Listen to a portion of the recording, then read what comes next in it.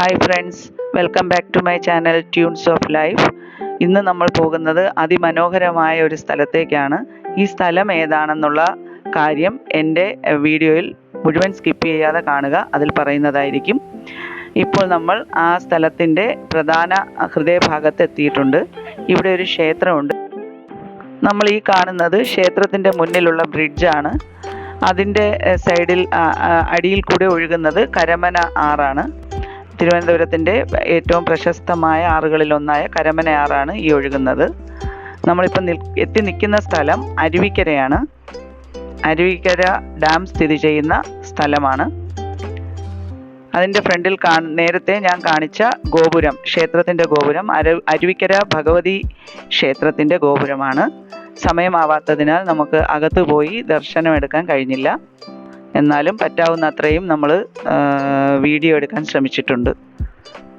ഇവിടെ ദേവി മാതൃഭാവത്തിലാണ് ഉള്ളതെന്നാണ് അറിയാൻ കഴിഞ്ഞത്.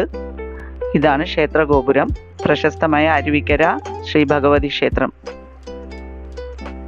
കഴിയാവുന്നത്ര വീഡിയോയിൽ ഭാഗങ്ങൾ ഉൾപ്പെടുത്താനായി ശ്രമിച്ചിട്ടുണ്ട്. ക്ഷേത്ര ദർശന അരുവിക്കര ക്ഷേത്രത്തിനകത്തേക്ക് ഞാൻ നടക്കുകയാണ്. പക്ഷേ ദർശന സമയമല്ലാത്തതിനാൽ നമുക്ക് അകത്തേക്ക് പ്രവേശനമുണ്ടായിരുന്നില്ല. അതുകൊണ്ട് തിരിച്ചു വരികയാണ്. പറ്റാവുന്നത്ര വീഡിയോ എടുക്കാൻ ശ്രമിച്ചിട്ടുണ്ട്.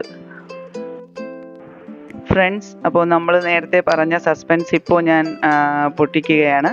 ഇതാണ് നമ്മുടെ തിരുവനന്തപുരത്തുകാരുടെ അഭിമാനമായ അരുവിക്കര ഗ്രാമപഞ്ചായത്തിൽ സ്ഥിതി ചെയ്യുന്ന നമ്മുടെ അരുവിക്കര ഡാം ലൊക്കേഷനിലാണ് നമ്മളുള്ളത്.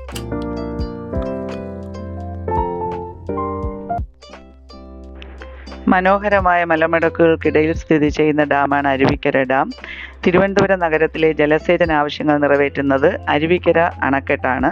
ഈ ഡാമിൻ്റെ നീളം 83.21 മീറ്റർ ആണെന്ന് കണക്കാക്കപ്പെടുന്നു. ഇതിൻ്റെ ഓപ്പണിംഗ് ഡേറ്റ് 1972 ഈ ഡാമിൻ്റെ പ്രവർത്തന സമയം മോർണിംഗ് 6 AM മുതൽ ഈവനിങ് 6 PM വരെയാണ്. ഇവിടെ എൻട്രി ഫീസ് ഇല്ല. ഇതിനടുത്ത് തന്നെ ഒരു ശിവ പാർക്കുമുണ്ട് കുട്ടികൾക്കായി. കരമനയാറിന് കുറുകെയാണ് നമ്മുടെ അരുവിക്കര ഡാം നിർമ്മിച്ചിരിക്കുന്നത്. അതുപോലെ തന്നെ വെള്ളം അമൂല്യമാണ് എന്നൊരു സന്ദേശം കൂടി നമുക്ക് ഇതിൽ പറയാനുണ്ട്. ആവശ്യത്തിന് മാത്രം ജലം ഉപയോഗിക്കുക. പിന്നെ ഞാനിതിൽ അങ്ങോട്ടും ഇങ്ങോട്ടുമൊക്കെ കുറച്ച് ഷോയൊക്കെ കാണിക്കുന്നുണ്ട്. അത് നമ്മൾ വല്ലപ്പോഴും അല്ലേ ഇങ്ങനെയുള്ള സ്ഥലങ്ങളൊക്കെ കാണാൻ വരുന്നത്. അതിൻ്റേതായ ഒരു വെപ്രാളമാണെന്ന് കരുതിയാൽ മതി. ബാക്കി എൻ്റെ വീഡിയോ മുന്നോട്ട് സപ്പോർട്ട് ചെയ്യുകയും എൻ്റെ കൂടെ നിൽക്കുകയും ചെയ്യണമെന്ന് എല്ലാവരോടും ഞാൻ ഒന്നുകൂടി റിക്വസ്റ്റ് ചെയ്യുകയാണ്.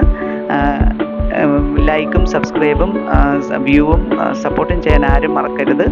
വീണ്ടും ഒരു വ്ളോഗിലൂടെ കാണുന്നത് വരെ എല്ലാവർക്കും താങ്ക് യു. Bye bye.